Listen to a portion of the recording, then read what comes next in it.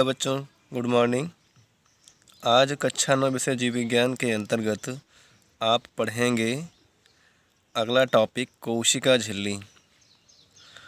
बता दें आपको, कोशिका झिल्ली को प्लाज्मा झिल्ली या कोशिका कला भी कहा जाता है। यह कोशिका की सबसे बाहरी परत है जो बाहरी वातावरण से अलग रखती है। कोशिका झिल्ली कुछ पदार्थों को अंदर या बाहर आने जाने देती है, इसलिए कोशिका झिल्ली को वर्णात्मक पारगम्य झिल्ली या चयनात्मक पारगम्य झिल्ली भी कहा जाता है, क्योंकि यह एक निश्चित मात्रा में अणुओं एवं आयनों को अंदर अथवा बाहर आने व जाने देती है। कोशिका झिल्ली की संरचना। कोशिका कला की संरचना मुख्यतः लिपिड, प्रोटीन एवं कार्बोहाइड्रेट से मिलकर बनी होती है। कोशिका कला के संदर्भ में अनेक वैज्ञानिकों ने अपने मत अथवा मॉडल प्रस्तुत किए हैं। उनमें से कोशिका कला का तरल मोज़ेक मॉडल ही काफ़ी प्रचलित मॉडल है। तरल मोज़ेक मॉडल का प्रतिपादन सिंगर एवं निकोलसन ने किया है। तरल मोज़ेक मॉडल के अनुसार कोशिका झिल्ली की संरचना फास्फोलिपिड अणुओं की 2 परतों की बनी होती है तथा यह रचना बाहर की तरफ होती है तथा लिपिड अणुओं के बाहर एवं बीच में प्रोटीन के अणु भी जुड़े होते हैं। ये प्रोटीन के अणु लिपिड अणुओं से संबद्ध होकर मोज़ेक रूप बनाते हैं। लिपिड अणुओं के बाहर जुड़े प्रोटीन अणुओं को परिधीय प्रोटीन कहा जाता है, जबकि लिपिड अणुओं के मध्य जुड़े प्रोटीन अणुओं को समाकल प्रोटीन अथवा इंटीग्रल प्रोटीन कहा जाता है।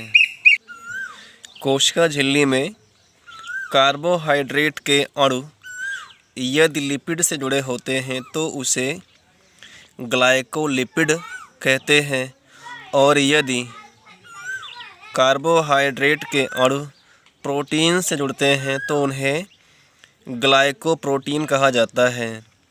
तो इस प्रकार से लिपिड, प्रोटीन और कार्बोहाइड्रेट के अणुओं से मिलकर के कोशिका झिल्ली बनी होती है। बच्चों, नेक्स्ट आपका टॉपिक है कोशिका झिल्ली के कार्य। कोशिका झिल्ली का पहला कार्य है कोशिका को निश्चित आकार देना।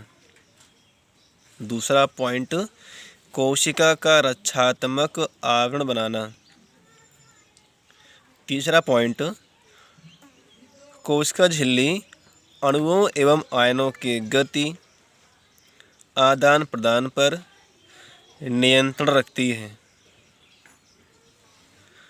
और भी अन्य कार्य हैं।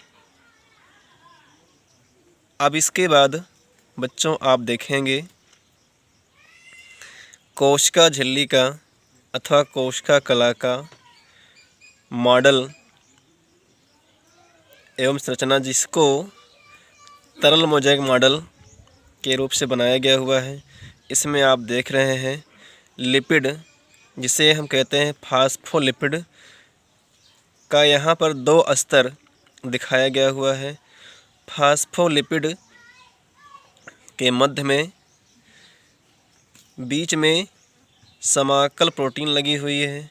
इसके बाहर कुछ परिधीय प्रोटीन जुड़े हुए हैं, और देख रहे हैं कि जब फास्फोलिपिड से कार्बोहाइड्रेट का अणु जुड़ा हुआ है तो उसे ग्लाइकोलिपिड नाम दिया गया है, और जबकि प्रोटीन के अणु से अगर कार्बोहाइड्रेट का अणु जुड़ा हुआ है तो उसे ग्लाइकोप्रोटीन नाम दिया गया हुआ है।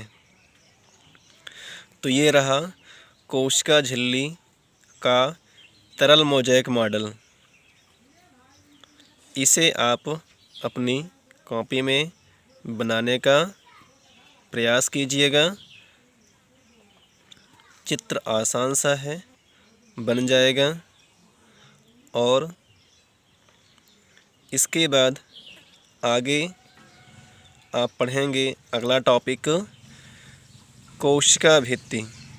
तब तक के लिए बच्चों धन्यवाद। शुभ दिन।